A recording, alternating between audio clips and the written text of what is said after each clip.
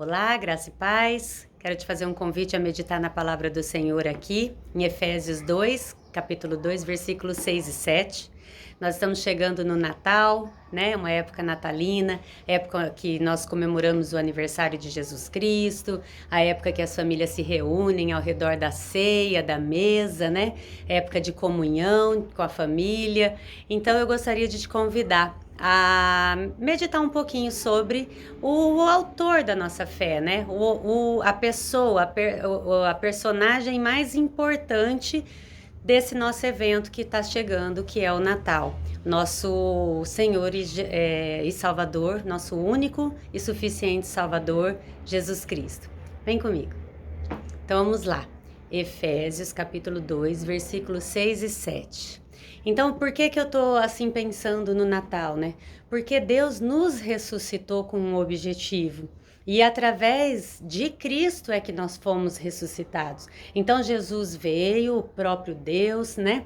Encarnou, nasceu de uma mulher, se tornou homem. Tem uma frase famosa que eu acho que é de C.S. Lewis, que diz que Deus se fez homem para tornar homens filhos de Deus, né?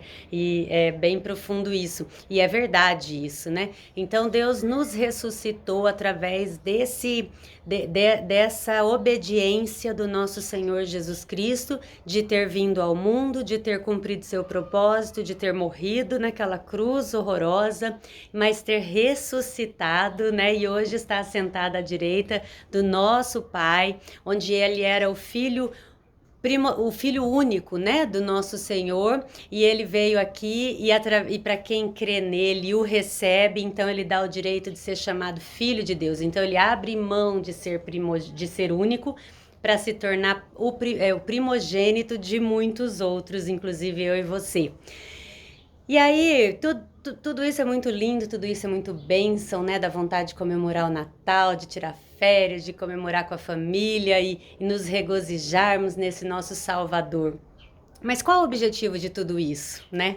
Nós talvez tenhamos uma mesa farta, mas nós sabemos que existem famílias que não terão uma mesa farta. Nós teremos comunhão com a nossa família, mas nós sabemos que existem famílias que não estarão em comunhão com seus familiares. Nós sabemos que existem pessoas que estão presas, que estão exiladas, que estão do outro lado do mundo, pessoas que estão acamadas, pessoas que estão em hospitais, pessoas que estão impedidas de viver o que nós temos hoje o privilégio de vivermos. E aí, Deus é bom para nós e não é bom para eles? Existem objetivos pelo qual Jesus Cristo nos salvou. E nesse esse versículo específico, Deus diz que ele nos ressuscitou com Cristo e nos fez assentar em lugares celestiais.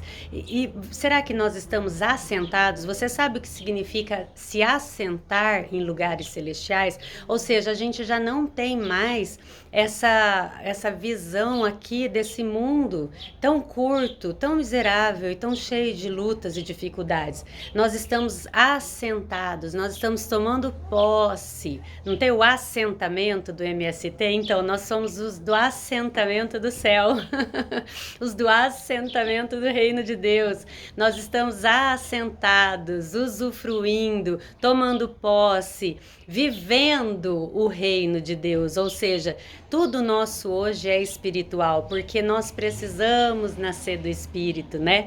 Deus não está escrito na sua palavra que aquele que é nascido da carne é carne, o que é nascido do Espírito é Espírito, e importa que nós adoremos ao nosso Deus em Espírito e em verdade. Então nós que recebemos a Cristo, que temos o direito de sermos chamados filhos de Deus, estamos assentados no reino de Deus, vivendo as bênçãos celestiais já com Cristo Jesus.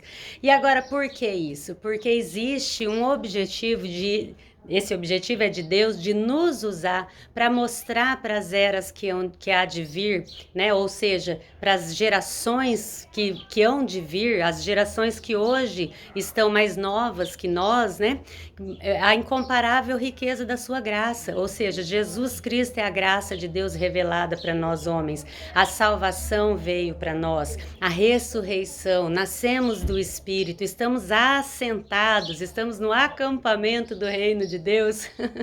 E por quê? Porque nós precisamos então demonstrar isso para as próximas gerações, porque eles ainda estão mortos em seus próprios delitos e precisam ser ressuscitados.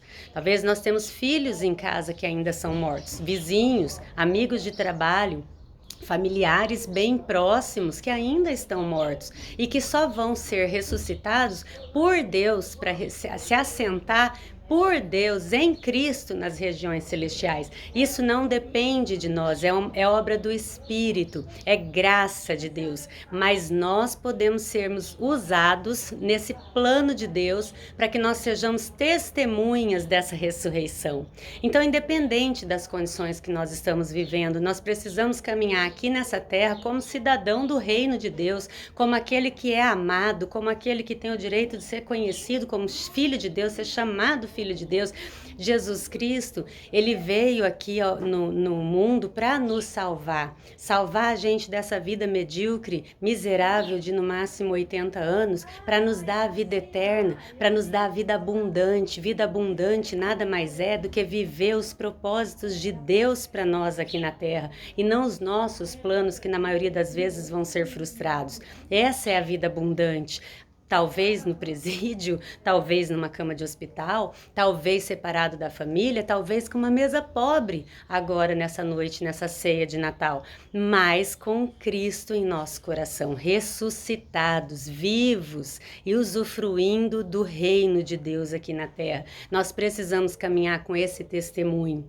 Não é um problema nós comemorarmos o Natal, não é um problema nossos filhos esperarem presente do Papai Noel, apesar de que os meus netos já estão bem adiante do que meus filhos, porque agora eles já escrevem cartinha para o Papai Noel, mas escreve para a Mamãe Noel, para a Vovó Noel, para o Vovô Noel, já pegaram da onde vem, né, a fonte dos presentes, mas o problema é nós ensinarmos para os nossos filhos e para os nossos netos e para as gerações vindouras, como está dizendo aqui em Efésios, né, mostrarmos para ele que o Pai ou o Papai Noel ou alguém poderoso ou Deus ou o que nós estamos mostrando, né, com a nossa vida, com o nosso testemunho, ele veio ao mundo para nos presentear, para resolver os problemas da nossa vida. É claro que a Bíblia é um manual de vida e quem a obedece se livra de muitos problemas, mas nada ali é garantido,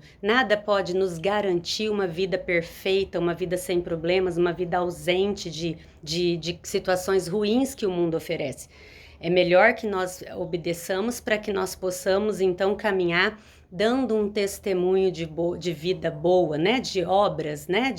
De obediência, porque Jesus ele é obediente e nós temos que caminhar à semelhança dele, ele foi obediente até a morte de cruz. Mas Jesus, que é o obediente perfeito, recebeu do Pai a morte de cruz. Então, porque nós que somos obedientes imperfeitos, não passaríamos pelos vales da sombra e da morte aqui nessa terra?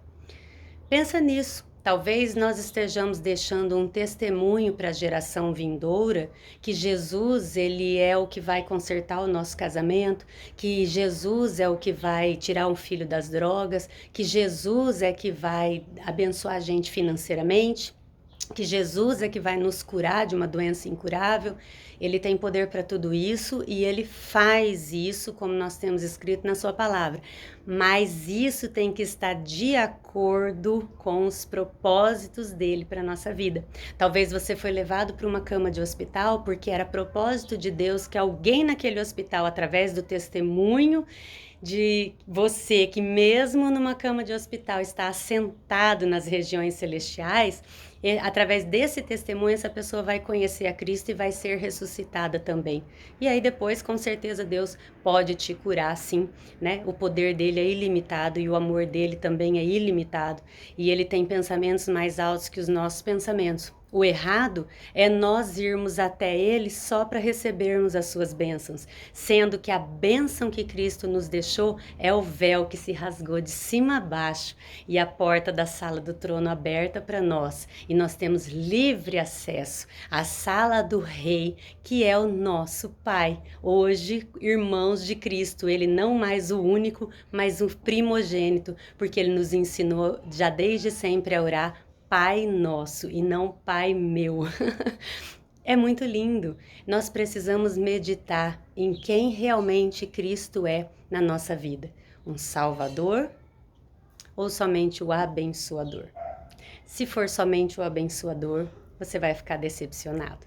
Mas se for o Salvador, a graça de Deus vai te bastar todos os dias. Fico com essa mensagem em nome de Jesus.